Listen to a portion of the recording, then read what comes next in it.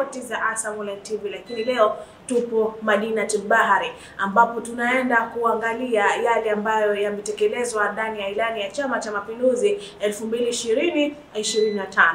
Na hii hapa inaenda kuwapambanisha wakurugenzi wawili, mamlaka ya viwanja vya ndege na wakala wa barabara Zanzibar. Mimi nikusihi tu endelea kuangalia mwanzo hadi mwisho. Jina langu ni Hawa Jafar Hamisi, lakini nyuma ya kamera ni Madina Omar. Serikali ya Mapinduzi imeweza kutekeleza ilani ya Chama cha Mapinduzi kwa sababu ndicho chama kilichoshinda kwa hapa Zanzibar ama Tanzania. Na katika utekelezaji wa ilani hizo, wenzetu tuliwapa mkataba kati ya Chama cha Mapinduzi na wananchi walichokubaliana. Na katika makubaliano hayo kati ya Chama cha Mapinduzi na wananchi, kuna mambo kadhaa nadhani umeweza kuyasimamia kufanyika. Kwa mfano, ujenzi wa Terminal 3 ilikuwa haijamalizika, imemalizika na imani na waandishi wengi walihudhuria. Lakini pia ujenzi wa kule uwanja wa Pemba tunauona hatua zilizofikia. Lakini Terminal 2 tunaona maendeleo ambao ukarabati unaoendelea na Terminal 1 ujenzi unaofanyika. Lakini katika ilani mpya ya CCM ya mwaka 2025-30 imeshazinduliwa, ambayo washaanza kuiuza na wataendelea kuiuza. Katika ile ilani peji ile inaonyesha ya 3.511 tunatarajia kukuza kwanza miundombinu ya viwanja vya ndege.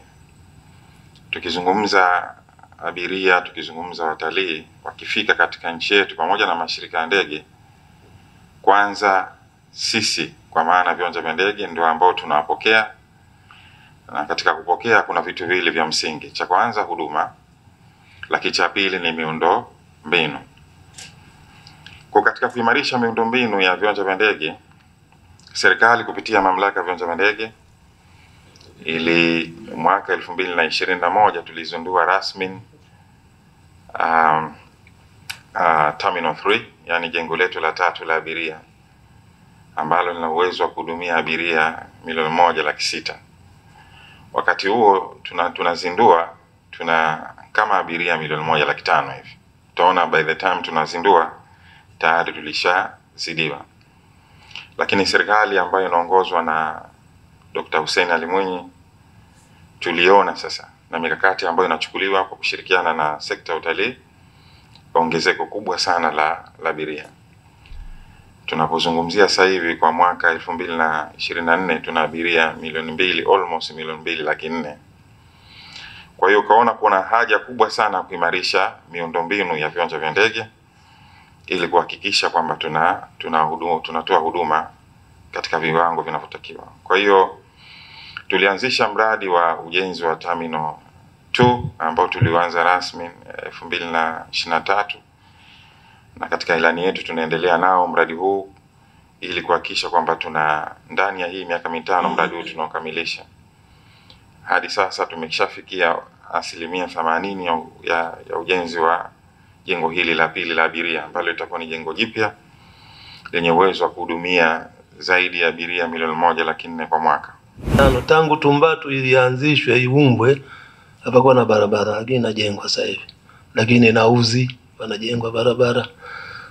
Lakini kwenye ilani tumeelekezwa pia kwamba tunafanya upembuzi yakinifu study ya kuangalia uwezekano wa kujenga daraja kutoka Mkokotoni mpaka Tumbatu.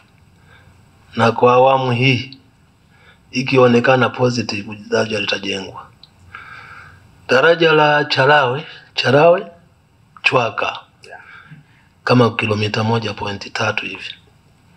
Mimi mwenyewe wiki iliyopita nilikuwa Madrid tulitumwa kuzungumza na investors kwa ajili ya kujengwa hilo daraja kwa modo ya EPC+F. Yana anajenga halafu ana fund mwenyewe. Hilo daraja linajengwa. Kwa hiyo hakuna ajabu. Na mengine atakuja ambayo ni siri ya mheshimiwa, ni by surprise yatakuja mengi. Tumeona miaka 5 hiyo naishia hali ilivyokuwa, kila mmoja haamini. Hasa kwa upande wa Pemba. Upande Pemba kwa kweli hapakuwa na barabara kabisa, nyingi zilikuwa mbovu, lakini Pemba mimi nakwenda mara nyingi watu wamelia kwa furaha, maana yake analia haamini kwamba barabara imejengwa kweli. Lakini naambia ndio hapo imejengwa. Dr. Mwinyi kashawajengea, na ndio maana wawekezaji jana kulikuwa na kikao kule cha kuwa invest kwa kuwavutia waende. Kwa hiyo kuna swala la barabara kutoka Nungwi na kuunganisha kusini. Hiyo barabara tayari design tayari, mkandarasi tayari keshapewa. Kwa hiyo wakati wowote ataanza ujenzi wa barabara hiyo, njia 4 manake ndio tunaita. Kwa hiyo tuna connect kutoka Nungwi tunakuja Muyuni. Mnapajua Muyuni? Matemwe.